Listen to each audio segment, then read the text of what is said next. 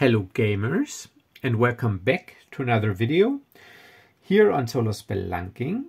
And tonight it'll be another Star Wars episode, and I will continue my Nar Shaddaa Manhunt campaign or adventure featuring Telrac Kendrall and the Dragonbane rule set. But before we start, I want to give a shout out here to boardgamesolution.co.uk. They're an online store located in the UK, obviously, and they sell board game accessories. And I'm very happy because what you see here is my new custom-made dice tray that features my channel logo. And this arrived in the mail today, and I'm really happy with the way this turned out. So before we start the episode, just a little shout out to boardgamesolution.co.uk. And no, this is not sponsored. This is just one happy gamer happy to share where he got his toys. Because I wanted to get a dice tray that fits my channel logo, or that matches my channel logo. And so I was Googling around looking for a shop or store that personalizes or customizes these accessories. And then I came across boardgamesolution.co.uk. And I will put a link to their website into this video's description. And this order process, it was completely hassle-free. So I mailed them the image and they immediately got back to me. And then they made a mock-up. The woman I interacted with, her name was Sarah. And she got back to me real quick. And I mailed her the picture and she made a mock-up of this dice tray, and once I approved it, they had this made and mailed it to me, and it arrived today. And yeah, it is pretty sturdy, and this is like a neoprene inlay, so also a nice, it has a nice feel and touch to it and a nice look. And I'm very happy that I got this personalized dice tray now to feature on my channel. So if you're looking for some personalized items, dice trays or dice bags or whatever, check out their catalog because they do have a lot to offer.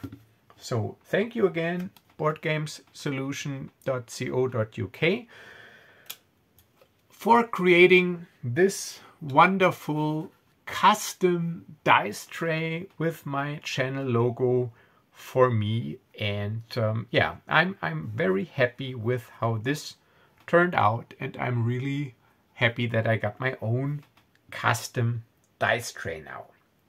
All right, so that's that. So now I gotta check the camera to find a nice place for it so that you can see it when I am rolling the dice. I think here next to Han Solo would be nice. And then again, I need to do some setup stuff here. So excuse me that I gotta do this now, but I wanted to give the dice tray the room that it deserves and that it needs to be shown off properly.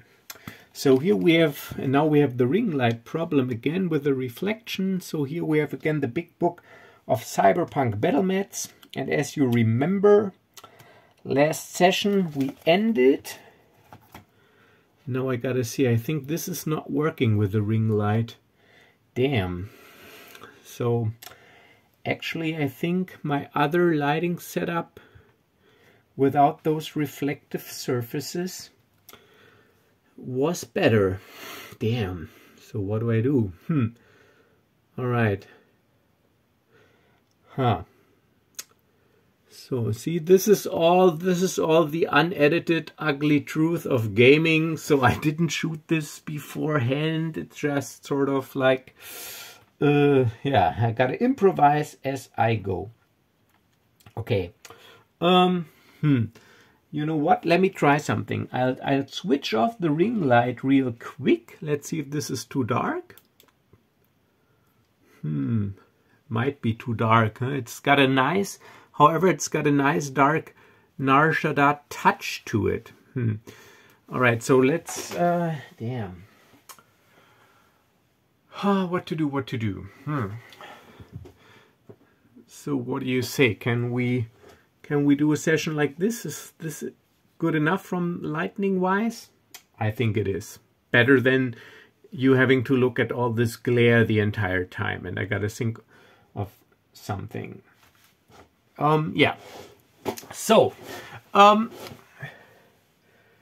we actually finished off, or we ended the session here with Telrac Kendrall, sorry, catching a glimpse of his quarry, Eliza Rill, as she entered this apartment complex together with her bodyguards. And this is a rundown tenant building in Nar Shaddaa. And just a short recap, before that she met up with a local, or the head of a local pirate gang, and they conducted some sort of business. I didn't really catch what it was about. It's also for me not really important. The important thing for me is that this is my quarry. All right, let me get my things together here real quick. My yeah, all right, so this is just scrap paper, but here is my character log, my Telrac Kendrall character log, and also my Scarlet Hero Solo Rules for Urban Adventures document, because this is what I'm using. Alright, so let's look at our notes. So we ended last session, we ended an investigation scene, and this gained us, or netted us, a clue. So we gained a clue as the in-game meta currency that we need to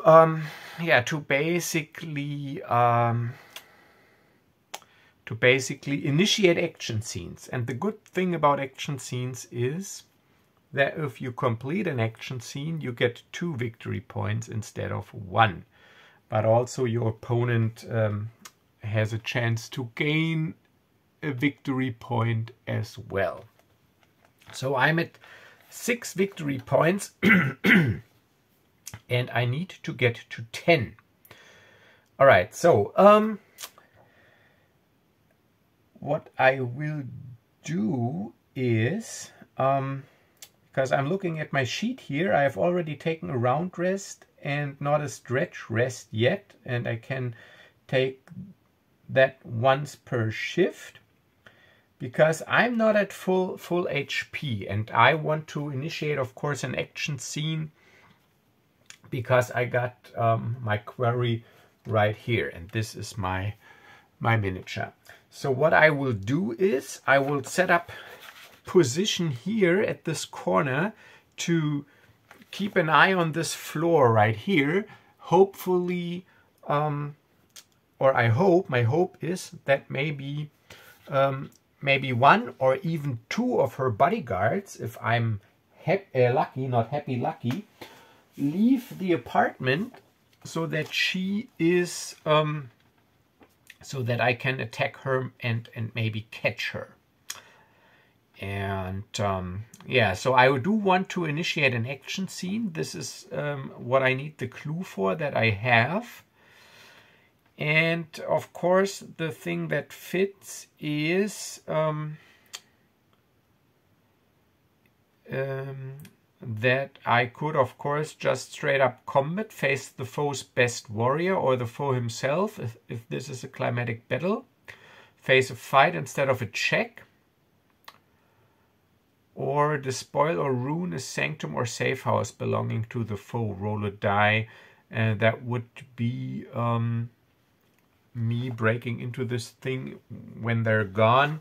But I want to go the combat route. But first, I'm going to take a stretch rest, which basically means that I am relaxing a little and catching my breath and taking a stretch rest. And now what I need to see is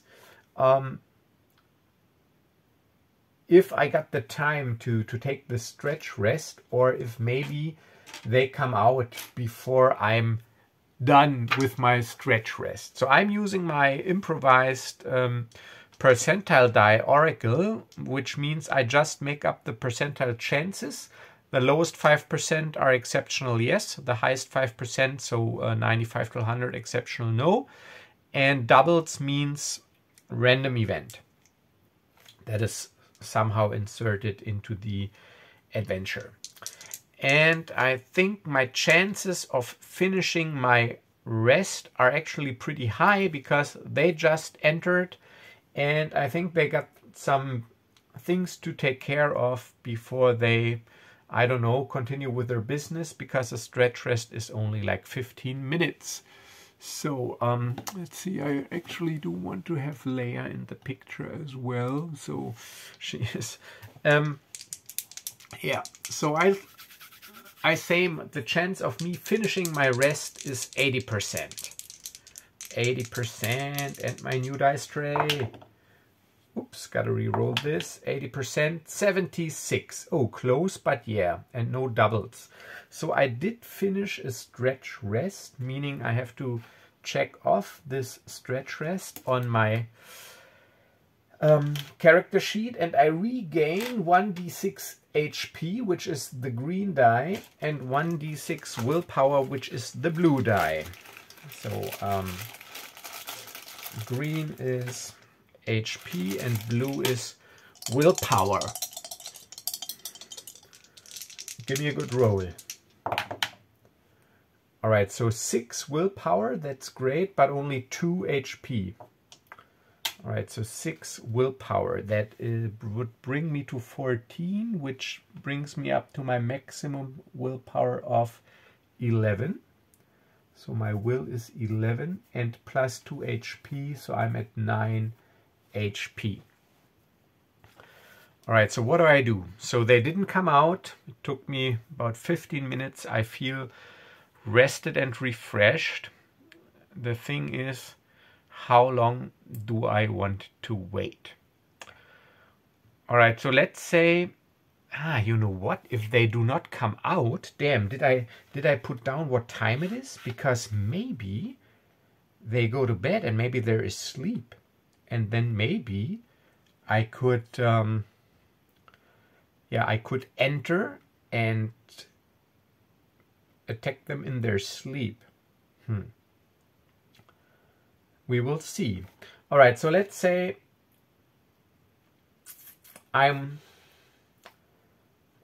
let's say I wait a little longer, so that let's wait for an hour total, and then see if one or two of the bodyguards come out, and I think it's pretty unlikely. I'll give it a 30% chance. 30%. 94. Almost an exceptional no. But no. So nobody comes out. So I gave it a 30% so I always determine the odds for yes.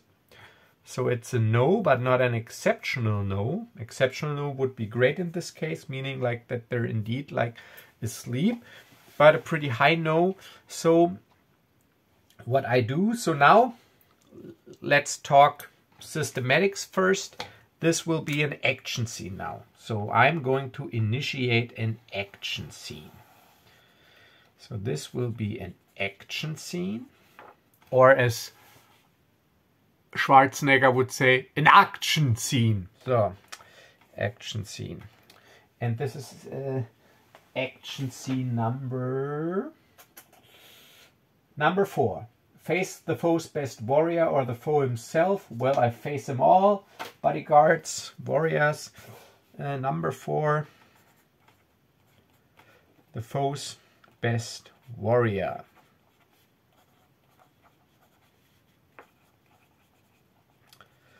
Or foe.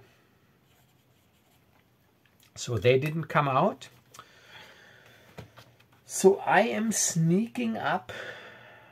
And sorry, Leia, but gotta put. No, let's go to Han here.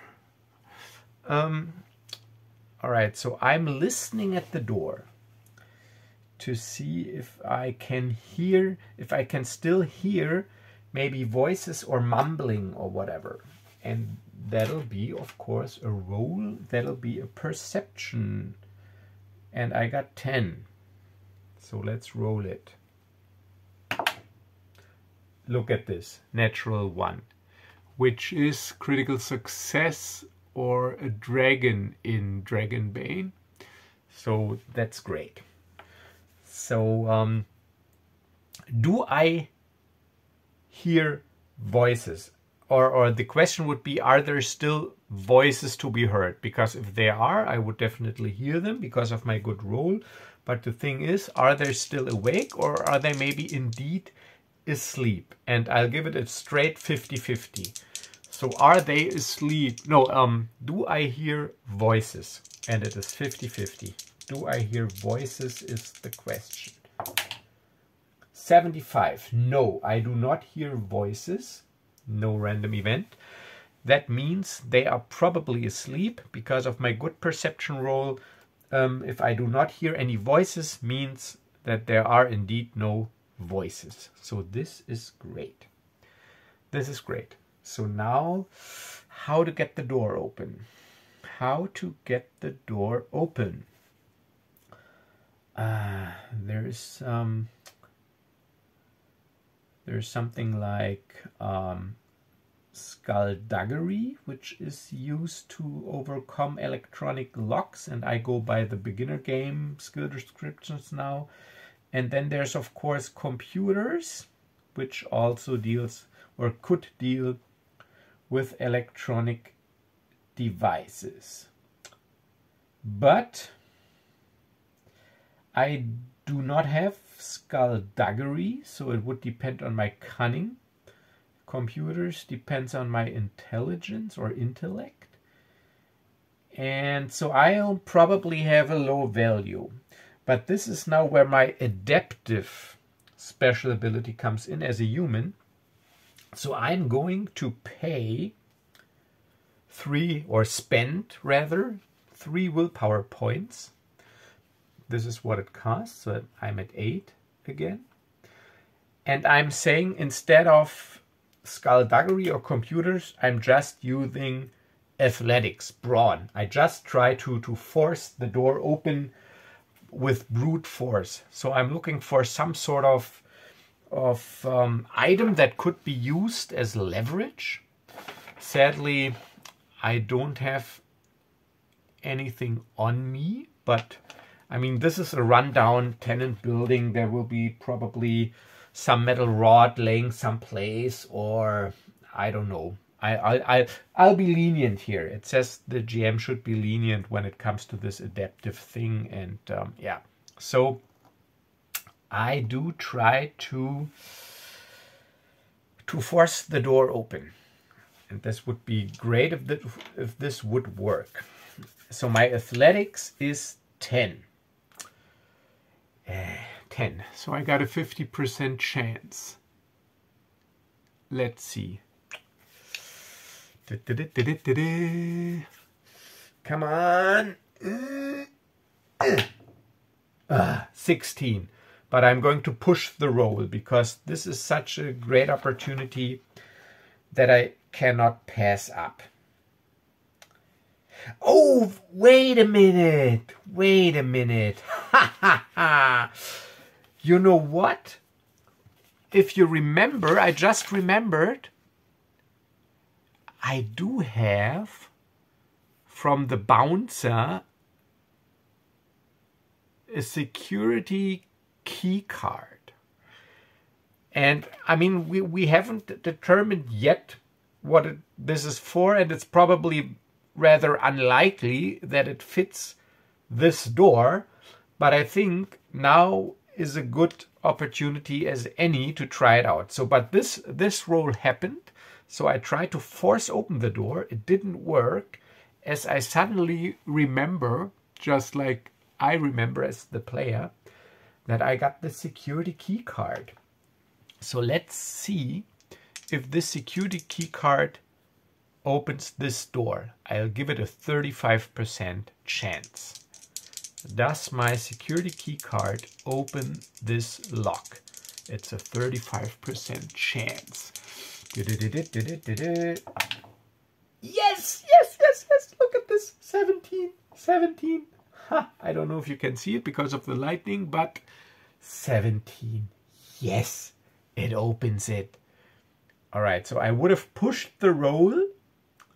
So instead of pushing the roll, I'm using the security key card here. So I just remembered, and beep, and indeed the light turns from red to green, and with a hiss,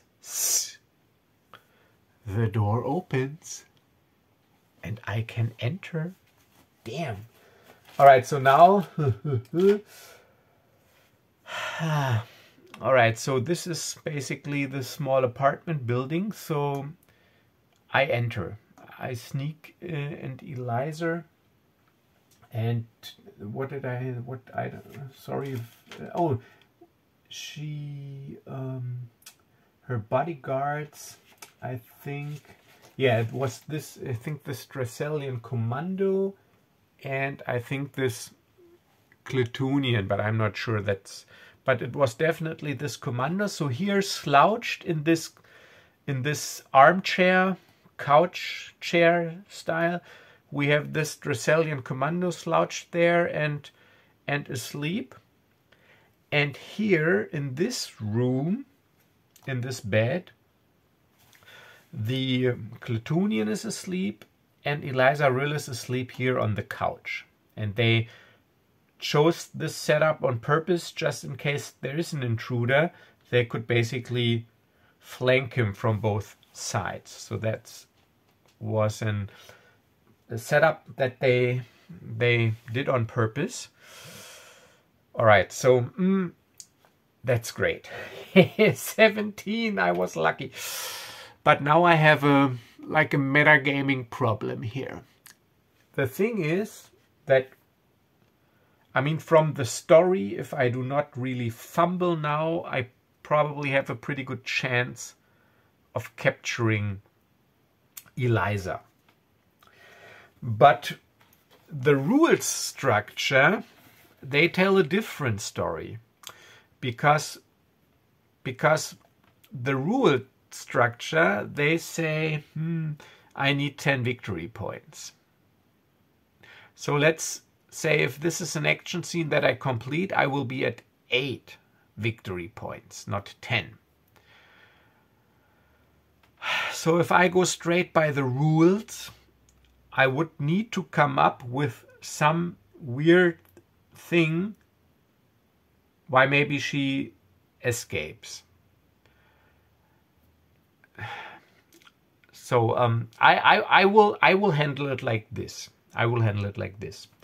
I will not let the rules get into the way of a good story, because I was lucky that I even got in here, and this is just how this story developed so far.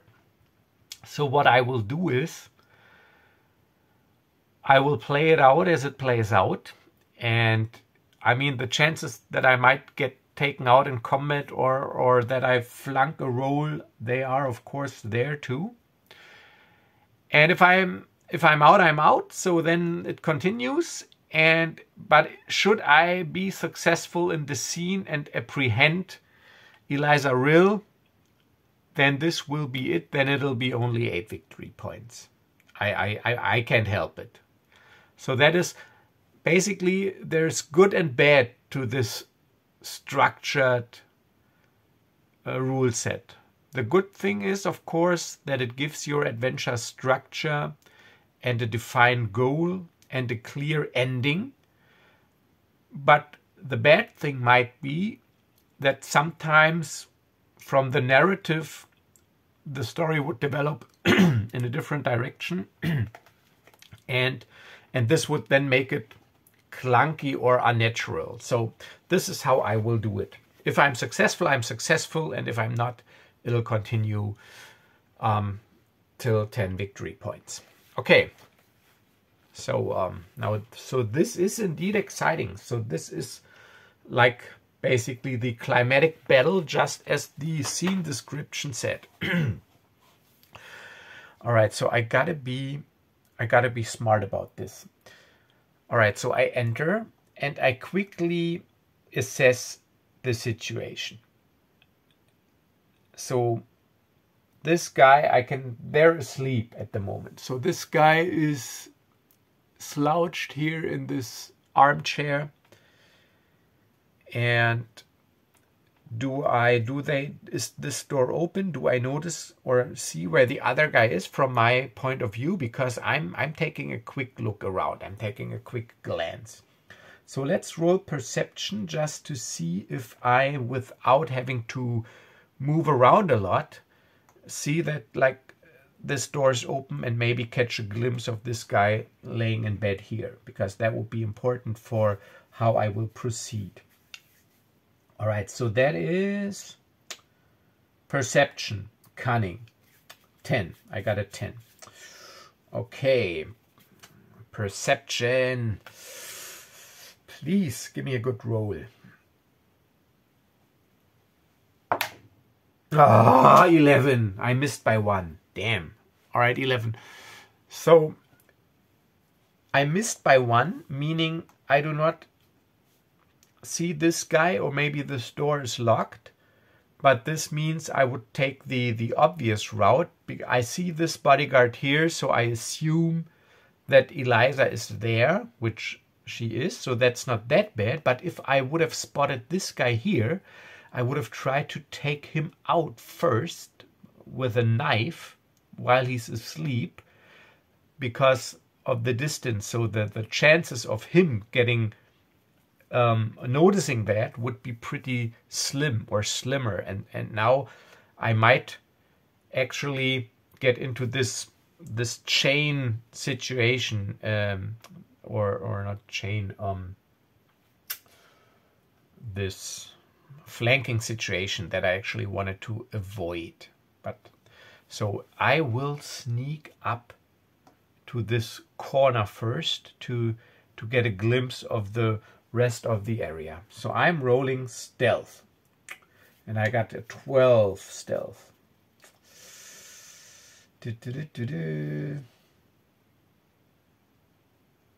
All right, 12 stealth. Please. Yes, 12 on the spot. I make it. All right, so nobody wakes up. I make it, and I see my quarry, Eliza, and she is asleep. I almost can't believe it that I'm that lucky, but I'll have to take out this guy first. So I will sneak over here, and what I will do is, I do have a... Damn, didn't I have a combat knife? Damn. I don't. I got brawl, and I do not have... Damn, I thought I had a combat knife. Okay, so no combat knife for me. So...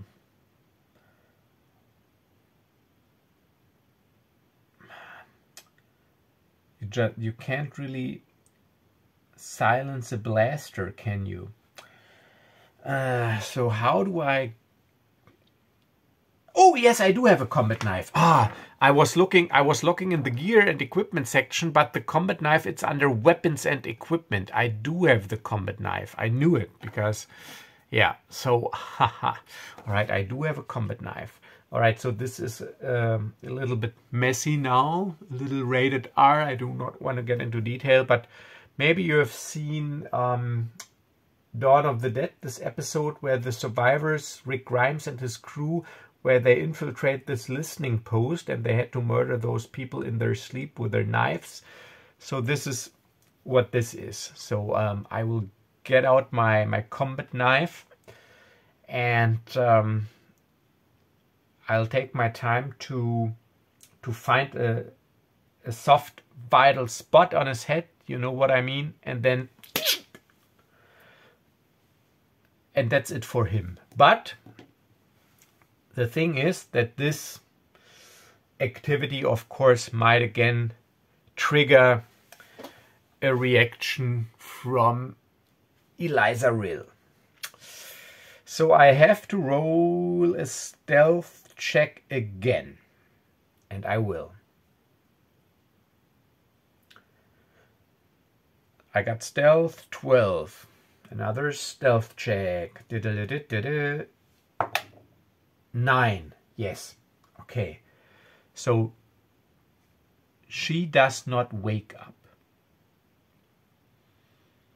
All right. So she does not wake up. And I do want to catch her alive. And there is the option, of course, of setting your blaster to stun. All right, so I'll head over there. So I haven't seen the other guy, but I don't care. And what I'll do is I will get my blaster out, set it to stun, and then fire from short distance a stun blast directly at her head.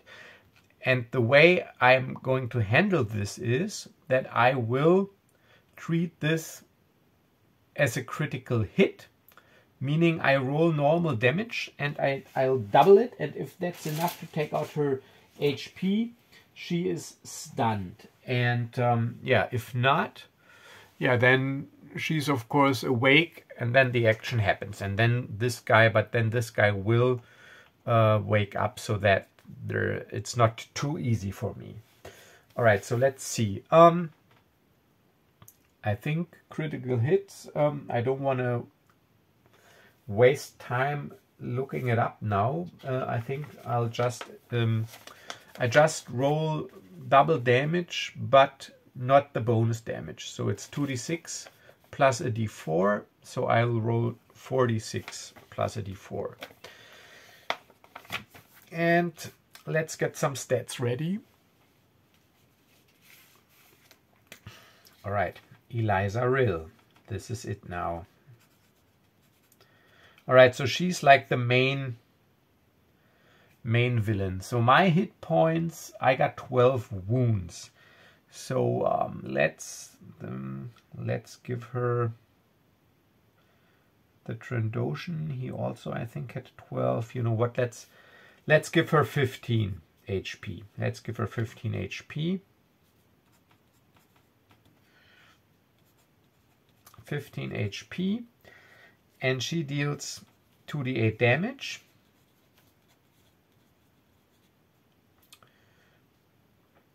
And she has a 14 skill.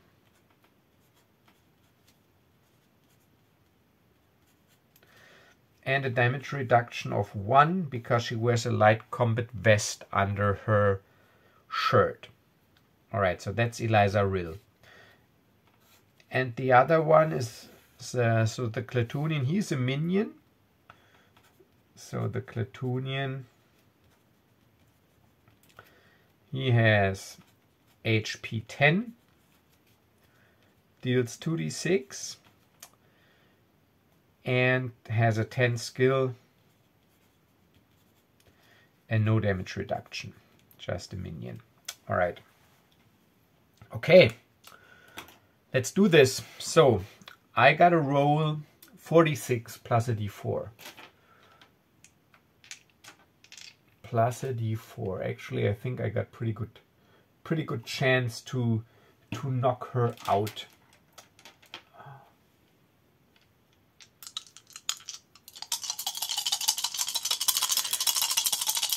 But I will subtract her. No, I'm shooting at her head. I will not subtract her damage reduction. Ah, damn. All right, but that's a 6. 6, 10, 13, 14, and 3. That is 17. So that's a close one. Could have been. So I'm successful. So set my weapon to stun, and very short distance, full intensity, I fire a stun blast directly at her head. And she immediately is out. She's stunned. But this stun blast, that awakes him, and he immediately rushes into the hallway. And this is where we will determine initiative. And here I got my generic initiative cards.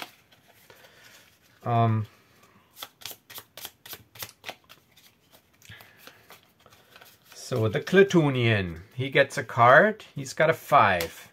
And I got 2 cards because of my army of 1 solo hero ability. And I have a 6 and a 2. Lucky me. So I get to act once before he can act. That might be important. All right, so yeah, so I'm taking cover behind this wall here, and he's in the hallway, so he does not have cover. I'm basically shooting around the corner. Pew pew.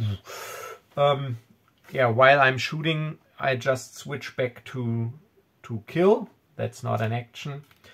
And I fire off a shot, and my blaster range light is 12. And I will roll my damage with the attack, just in case. That is 2d6 and 1d4 bonus. And I got a 12. Ah, damn it. I miss. 14. So I miss. The thing is, do I want to push the roll? Can you push attacks? I think so, right? I mean, it's a normal skill, just like any skill. I would suffer a condition because I actually do not want to miss, because I don't want to risk him like landing a critical hit or whatever.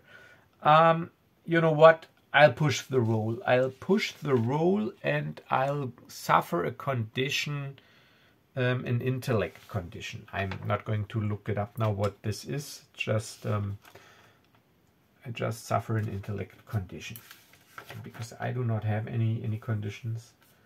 All right, intellect conditions. I put it down here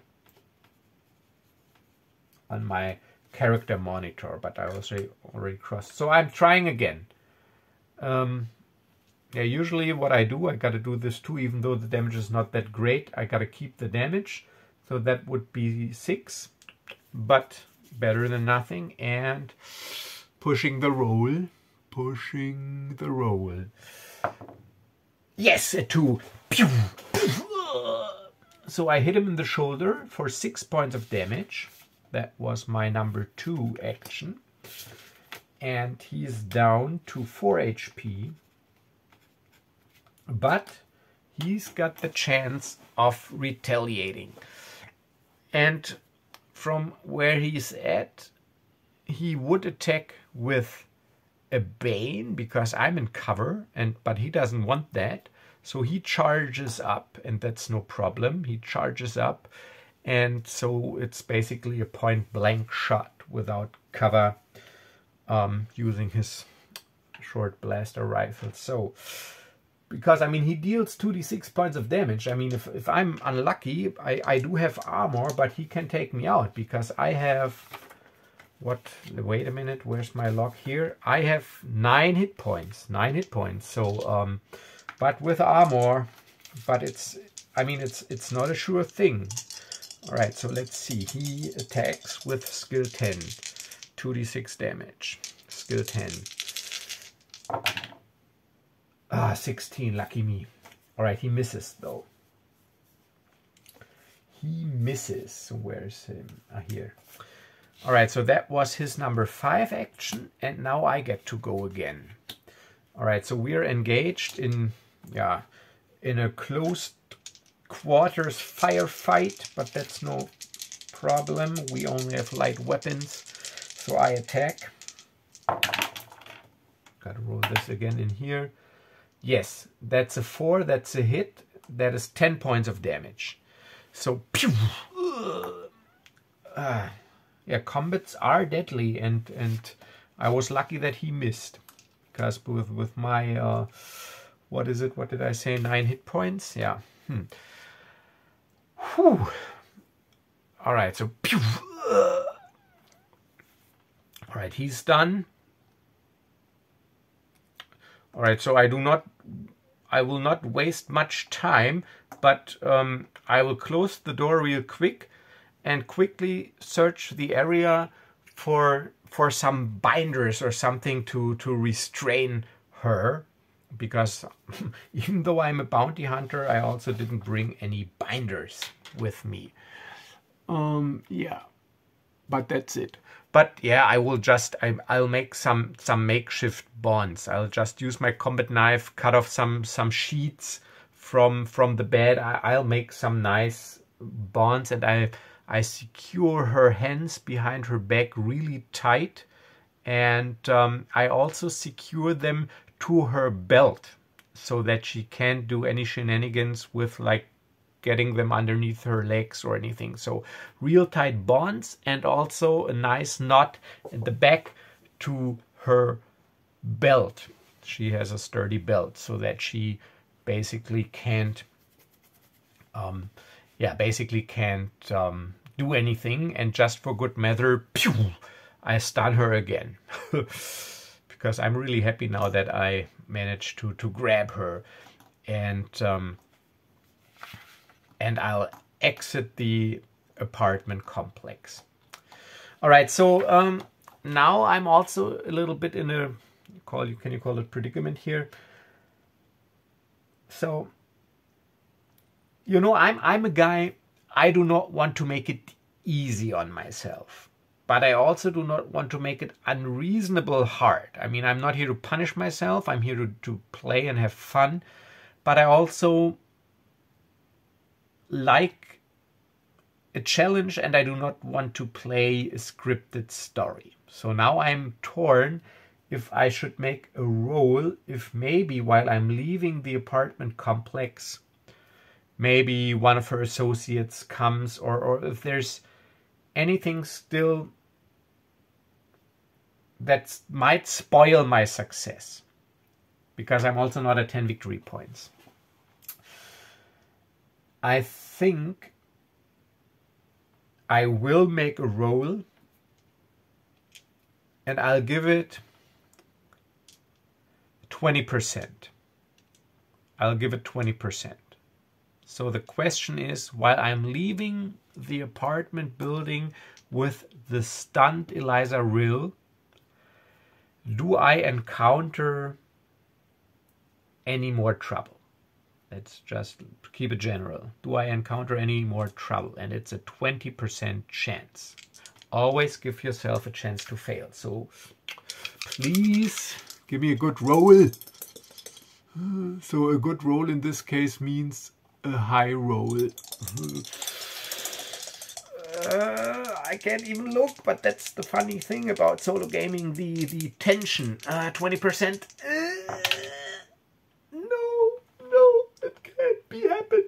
I don't know if you see it. It is 0-2. It is 0-2.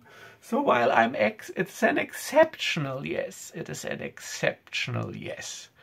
So why? Oh, God damn it! Why did I even roll? Why did I even roll? I knew it.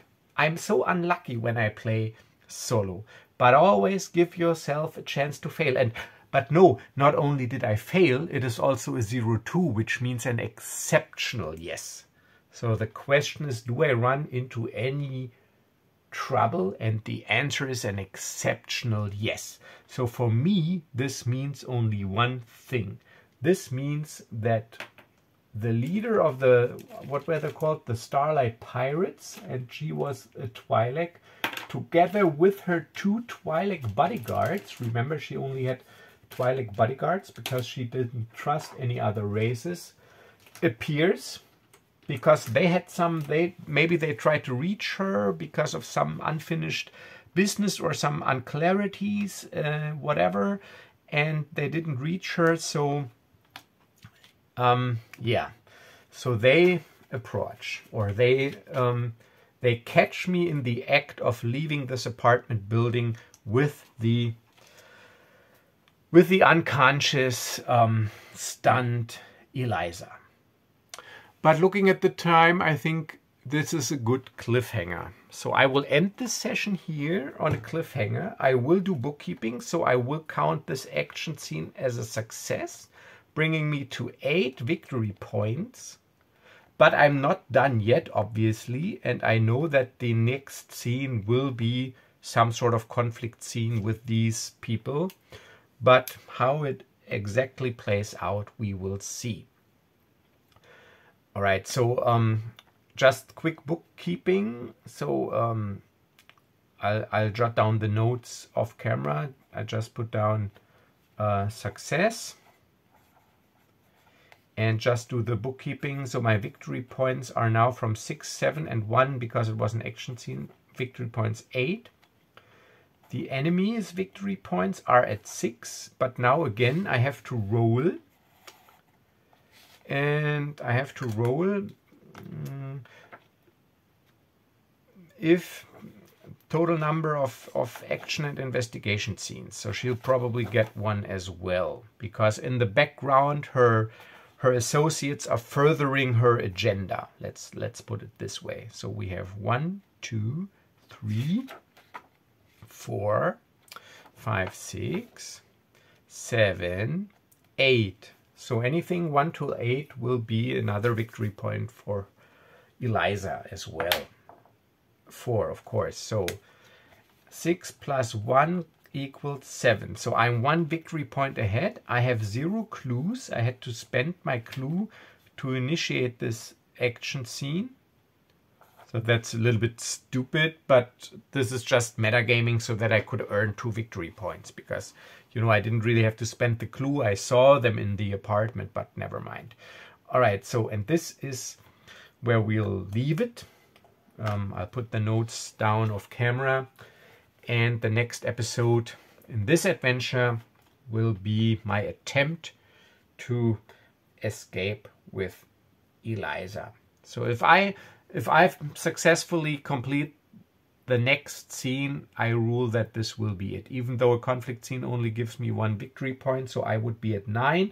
But the benefit is the enemy's victory points are reduced and you don't make the roll.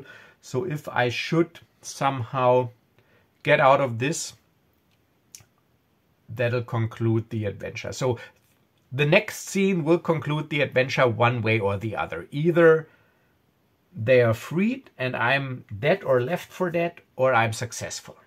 So that's it. All right. But that is next time, and I got to think about this lighting situation. Actually, I like having a ring light now, but these very glossy reflective surfaces, they don't go well with the ring light. So maybe I go back to my old setup, at least when it comes to lighting, not when it comes to the mount. But yeah, you will see. All right, so this is it for tonight. Oh yeah, and on a personal note, I will be leaving for Switzerland tomorrow, which is Wednesday, to visit an old friend of mine because I got a long weekend coming up.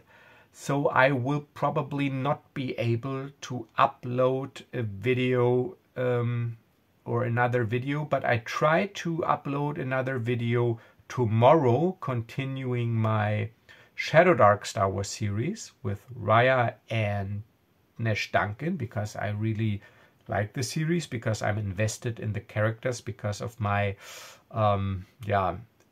attachment to the memory lane that I talked about in the first video. So I'm pretty invested in these characters and I like to see how this story continues. But yeah, we will see if I'm able to do it. I'm not sure yet. So if there's no video coming up for the remainder of the week, then this is because I'm visiting a friend. So yeah, thank you for watching. As always, stay safe, stay healthy, and have a wonderful remaining evening. Bye bye.